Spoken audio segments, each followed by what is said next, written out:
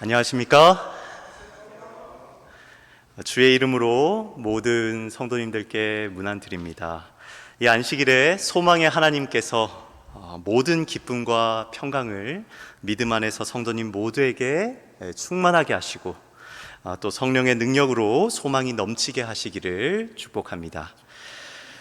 성도님들과 함께 오늘부터 4주간 사도행전의 가장 중요한 이 4가지 사건에 대해서 함께 하나씩 살펴보려고 합니다. 과연 어떠한 사건들이 사도행전의 4대 사건에 들어갈까요? 성도님들 아마 사도행전에 있는 여러 가지 사건들을 하나씩 떠올려 보시다 보면 아마 한 이렇게 3-4가지 정도 꼽으실 수 있으실 거라고 생각합니다. 사도행전은 참 중요한 책입니다. 왜 중요하냐면요, 사도행전이 없었다면 우리는 교회가 어떻게 시작되었는지, 그 또 팔레스타인의 한 조그마한 이 도성에서 시작된 기독교가 어떻게 순식간에 로마 제국을 넘어서 온 세계까지 전파되었는지 저희들 온전히 이해할 수 없었을 것입니다. 또한 사도행전이 없었다면은 이 복음서에서 예수님께서 내가 떠나면 성령님께서 임하실 것에 대해서 약속하셨죠. 그런데 과연 성령이 어떻게 교회에 실제적으로 임하셨는지, 그 약속이 이루어졌는지를 저희들 알 수 없을 것입니다. 마찬가지로 신약 성경의 또 바울 서신과 여러 다른 일반 서신들을 생각해 보면은 우리는 마치 그 바울 서신이 어떤 교리집이라든지 변증서처럼 바라보고 있기도 한데요. 하지만 사실 그 서신들은 당시에 실제로 있었던 교회, 그리고 실제로 그 메시지를 받아야 했던 살아있는 그 성도들에게 직접 쓰여진 아주 개인적이고 그리고 공공적인, 동시에 그런 성격을 가지고 있는 편지였습니다. 아주 실제적인 편지였다고 할 수 있겠죠. 그러니까 이 어떤 배경 속에서 그 교회가 이 편지를 받았는지, 서신들이 기록되었는지를 저희들에게 알려주어서 그 서신들을 이해하는 데 아주 중요한 역할을 하는 것입니다.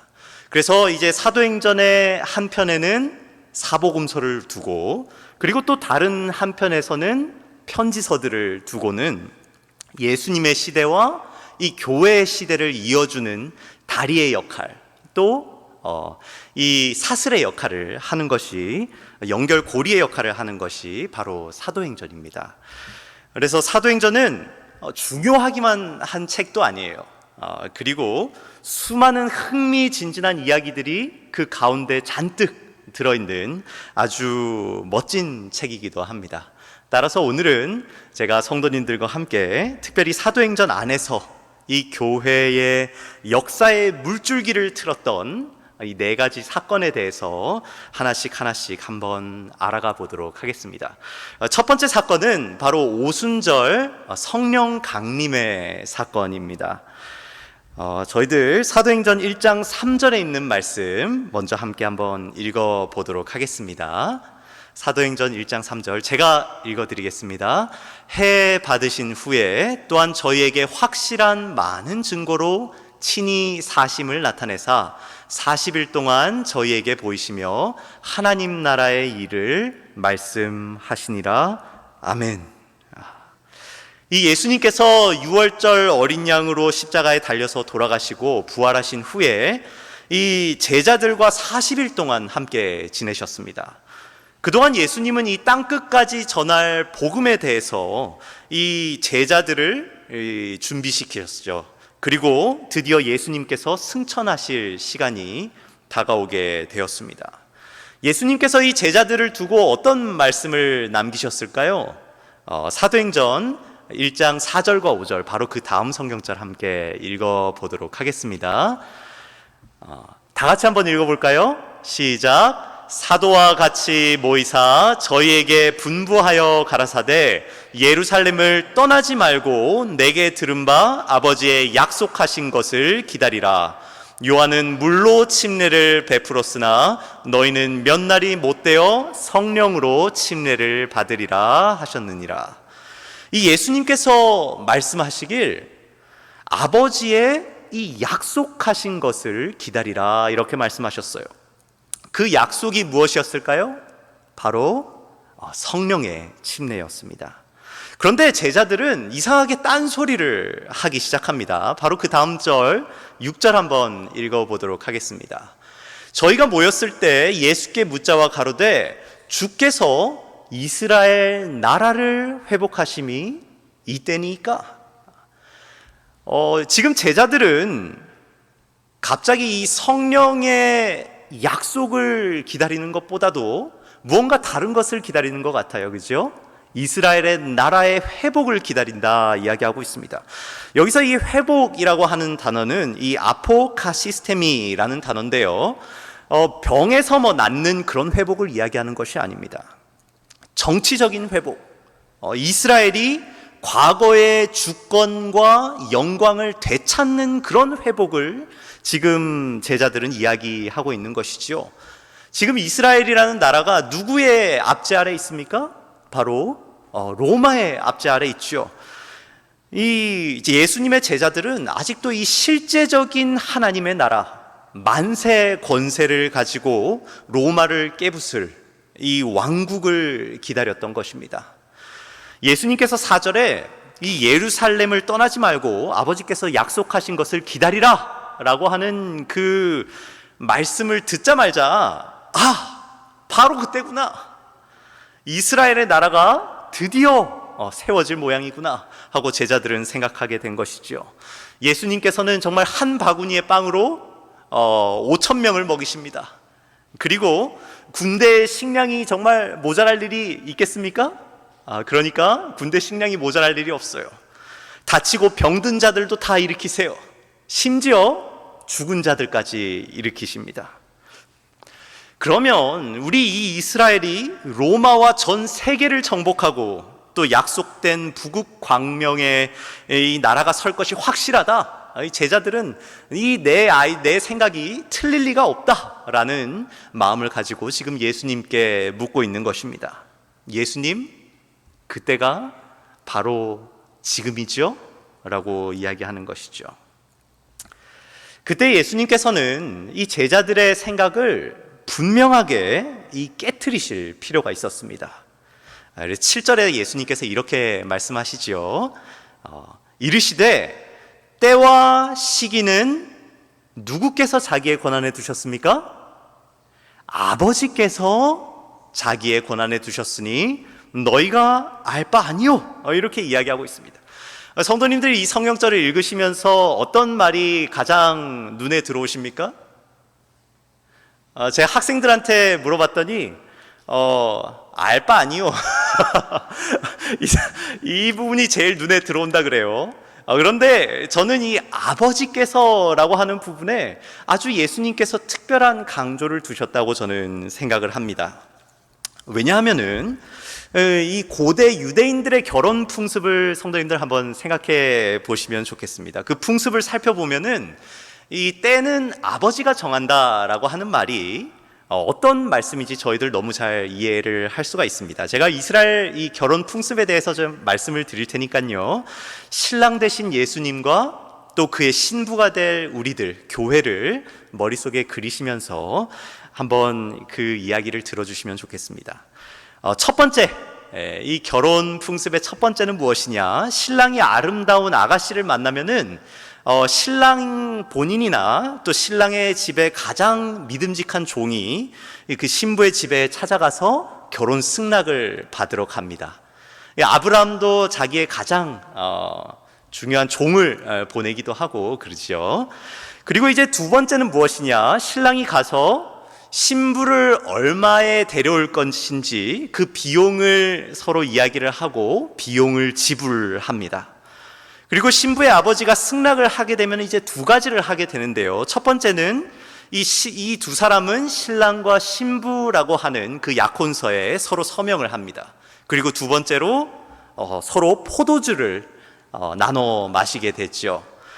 이것이 무슨 뜻입니까? 바로 예수님께서 자신의 피해값으로 우리를 사시고 신부된 우리와 보혈로, 그분의 보혈로 새 언약을 맺으시는 장면을 저희들 쉽게 상상할 수 있죠.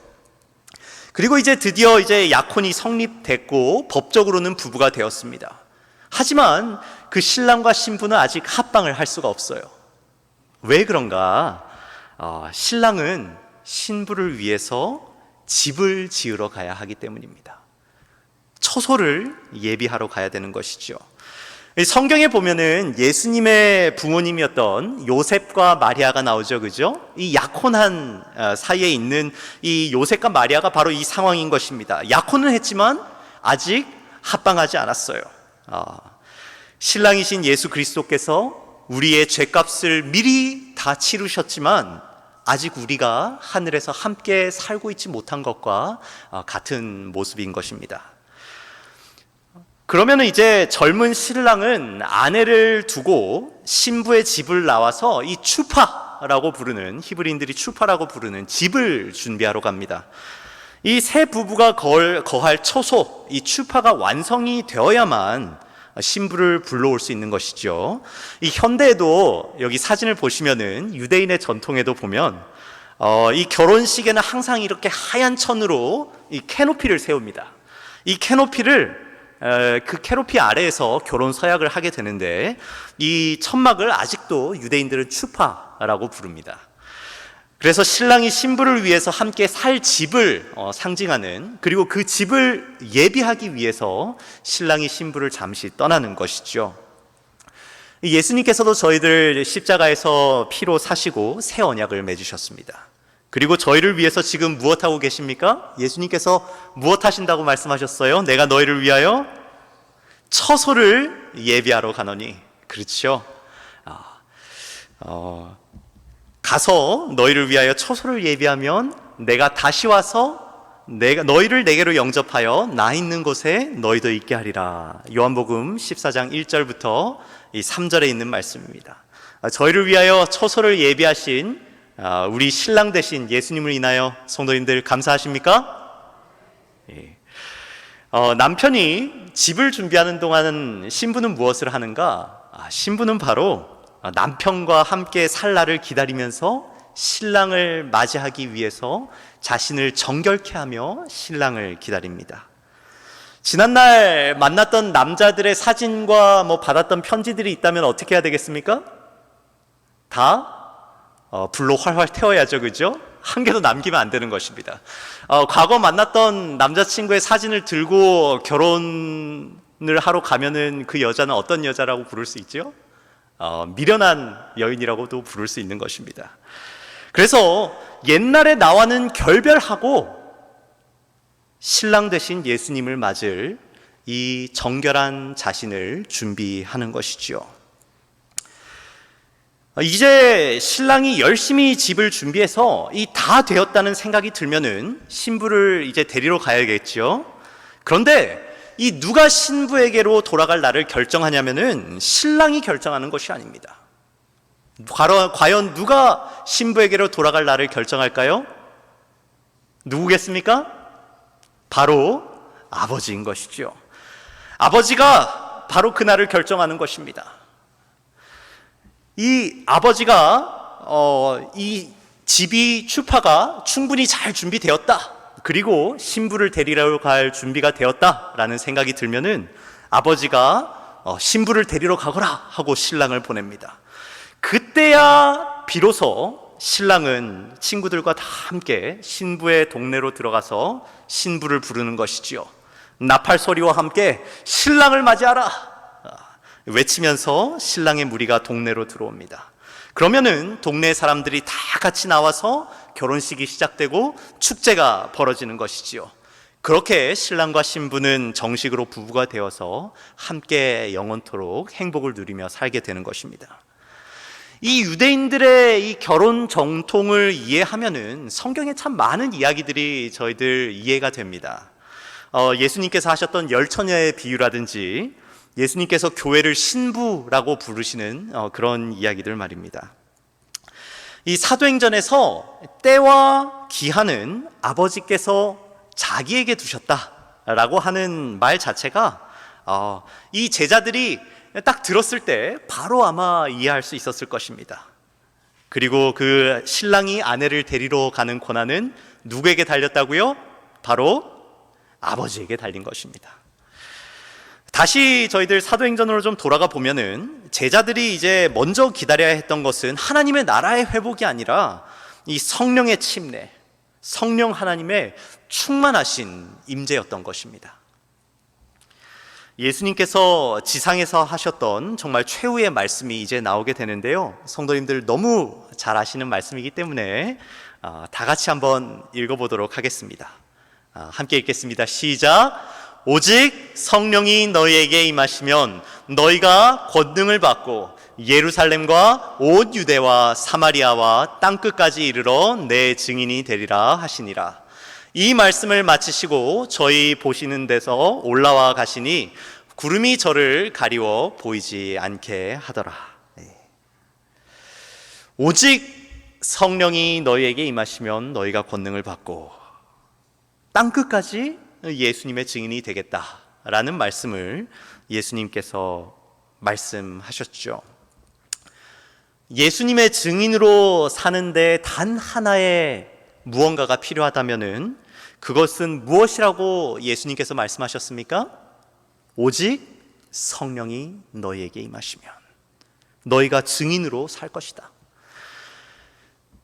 성도님들 기름 없는 자동차 타보신 적 있으십니까?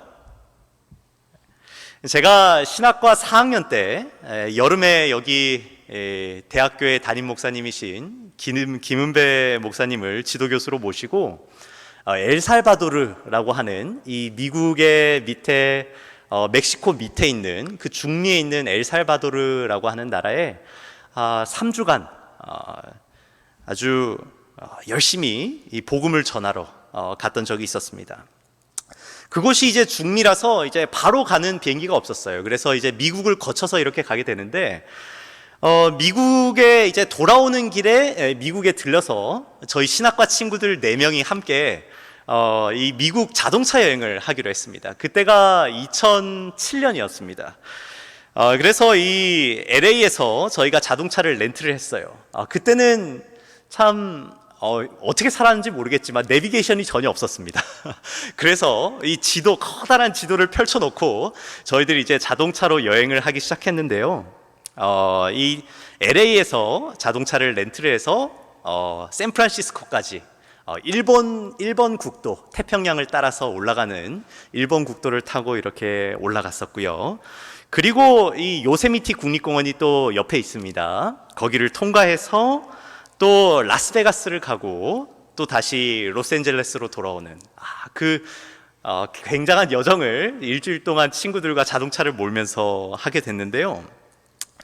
제가 이 요세미티 국립공원을 통과해서 라스베가스로 가는 길에 무엇이 있냐면은 바로 이 데스밸리라고 하는 곳이 있습니다. 말부터 벌써 무시무시하지요, 그죠? 죽음의 골짜기입니다. 사망의 골짜기예요. 시편 23편에 나오는 것처럼. 그 당시 이제 40도를 넘는 태양 아래에서 저희가 운전을 하는데 고속도로가 이렇게 생겼습니다. 아무것도 없어요. 주변에 정말 아무것도 없습니다. 차량도 1시간을 가도 이 마주오는 차량을 한 대 만나기가 어렵습니다. 그래서 차도 없고 집도 없는 이 길을 열심히 달리고 있는데 기름이 점점 떨어지더니 무슨 등이 들어왔겠습니까? 바로 이 노란 기름이 부족하다는 경고등이 들어온 것입니다. 제일 가까운 마을까지 최소한 한 50km 이상 남은 것 같아요. 지도를 보니까 저희 신학생 4명이 어떻게 기도했을까요? 다 같이 기도를 하는 것입니다. 하나님, 사르밧 과부의 집에 기름이 떨어지지 않았던 것처럼 이 차에 기름이 떨어지지 않도록 도와주십시오. 이렇게 기도하면서 정말 이 차가 그 사막 중간에 멈춰 선다면은 정말 오도 가도 못하게 되는 것입니다. 그래서 저희들 최대한의 연비를 위해서 에어컨을 껐어요. 그리고 창문을 다 닫았습니다. 찌는 사막의 태양 아래에서 이 4명의 혈기왕성한 청년들이 좁은 차 안에서 땀을 뻘뻘 흘려가면서 기도하면서 가고 있는 것입니다. 저희들 주유소에 잘 도착했겠습니까? 저희들 처음 생각했을 때 이 고속도로가 이렇게 두 군데 만나는 곳이 가까이 있는 거예요. 그래서 거기에 딱 도착했을 때 보니까 주유소가 있겠지 했더니 주유소가 없어요. 그냥 고속도로가 이렇게 두 개가 이렇게 교차하는 곳이었습니다. 그렇지만 또 한 10km 정도를 더 달려갔더니 정말 차 핸들이 깍 멈추면서 시동이 꺼지면서 저희들 주유소 그 기계 앞에 정확하게 도착하게 되었죠.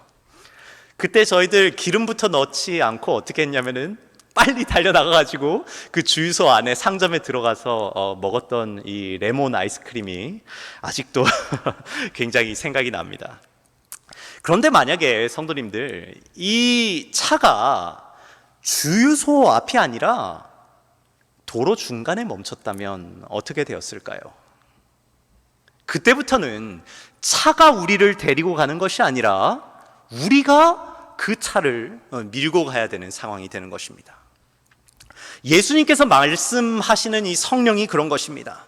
예수님께서 우리에게 맡기신 사업을 이루기 위해서는 기름 대신 성령이 필요하다는 것입니다. 그 기름이 없으면 우리의 힘을 들여서 그 무거운 차를 밀고 가는 것과 같은 것입니다. 평지에서는 내가 좀 잘나서, 내가 좀 힘이 세서, 내가 능력이 있어서 그 차가 조금 앞으로 가는 것 같아요. 하지만 조금만 오르막을 만나도 내 힘으로 그 차가 밀립니까? 안 밀립니까? 밀리지 않아요. 그러면은 우리가 이 폭발적인 힘으로 달려나가서 복음을 전하려면 누구의 권능이 필요할까요? 바로 예수님께서 말씀하시기를 오직 성령이 너희에게 임하시면 너희가 권능을 받겠다, 이렇게 이야기하고 말씀하시는 것입니다. 이 권능이라고 하는 단어는 그리스 말로 디나미스입니다. 디나미스, 그 시대의 가장 큰 파워를 이야기할 때 성경은 디나미스라고 하는 단어를 사용하고 있습니다. 다이너마이트라고 하는 용어가 바로 이 디나미스에서 나왔어요.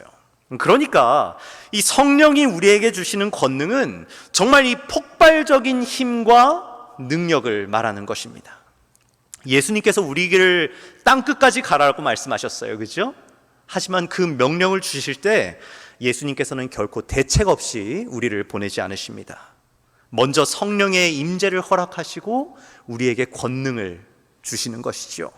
마치 기름이 있어야 이 자동차를 폭발적인 힘으로 달려나갈 수 있듯이 이 하나님의 사업은, 그리고 이 복음 전파는, 영혼을 구원하는 일은 성령님의 권능으로 이 하나님의 사업을 이끄시겠다는 약속이 우리에게 주어진 것입니다.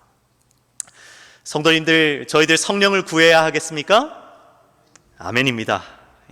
예수님께서 이 약속하신 성령을 기다리고 구하기 위해서 제자들은 감람산에서 다시 예루살렘으로 돌아옵니다. 그리고 예루살렘 성에서 그들이 머물렀던 다락방으로 함께 모이게 되죠. 13절 함께 제가 읽어보도록 하겠습니다.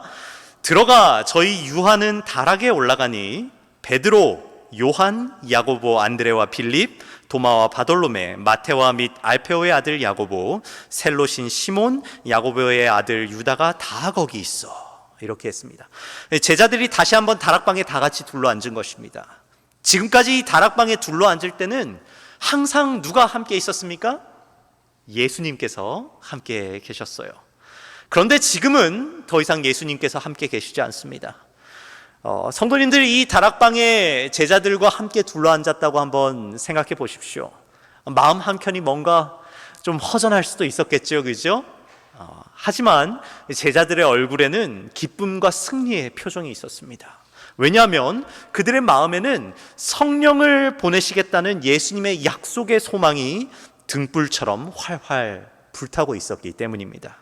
그 약속된 성령을 기쁨으로, 감사함으로 기다리면서 그 다락방에서 제자들은 무엇을 하고 있었느냐? 함께 바로 그 다음 절 14절 읽어보도록 하겠습니다. 다 같이 소리를 모아서, 마음을 모아서 함께 읽어보겠습니다. 시작. 제자들과 여자들과 예수의 어머니 마리아와 예수의 아우들과 더불어 마음을 같이하여 오로지 기도에 힘쓰더라. 그들은 성령을 받기까지 무엇을 하고 있었다고요? 바로 기도하고 있었던 것입니다. 제가 제자들의 이 기도하는 모습을 보면서 이런 기도가 응답받는구나 라는 이 기도의 비결 세 가지를 제가 깨달은 것이 있는데요, 성도님들과 함께 좀 나누기를 원합니다. 첫 번째는 무엇이냐? 응답받는 기도의 비결은 첫 번째는 더불어 마음을 같이하여 기도하는 것입니다. 이 기도는 마음이 합하여야 이루어지는 것이지요. 연합해서 한 마음으로 구하는 기도는 능력이 있다고 분명히 예수님께서도 말씀하셨죠. 진실로 다시 너희에게 이르노니 너희 중에 두 사람이 땅에서 합심하여 무엇이든지 구하면 하늘에 계신 내 아버지께서 저희를 위하여 이루게 하시리라, 이렇게 말씀하셨어요. 그러니까 이 기도하는 성도들 간에도 마음이 분명히 합하였을 때 그 기도가 이루어지지만, 사실 이 저희들의 마음이 누구의 마음과 합해진다면은 그 기도는 이루어질 수밖에 없겠습니까? 바로 하나님의 마음과 합해진다면 그 기도는 이루어지지 않을 수가 없겠죠. 저희 옆자리에 앉아 계신 성도님들 한번 보시죠. 같이 마음을 합하실 수 있을까요? 그렇죠. 저희들 이 옆자리에 앉은 성도님들과 또 하나님과 마음이 합한 기도를 우리가 드리게 되기를 정말 주님의 이름으로 간절히 기원합니다. 이 응답받는 기도의 이 두 번째 특징은 무엇이냐? 바로 이 오로지 기도했다는 것입니다. 이 예전 번역 성경 번역에서는 전혀 기도에 힘썼다 이렇게 되어 있었죠. 여기서 이 전혀 혹은 오로지라고 하는 뜻은 이 영어 성경을 보면은 이 계속해서 또 꾸준히 이런 뜻입니다. 뭐 continually, constantly 이런 뜻이죠. 꾸준하게 그치지 않는 기도를 이야기하는 것입니다.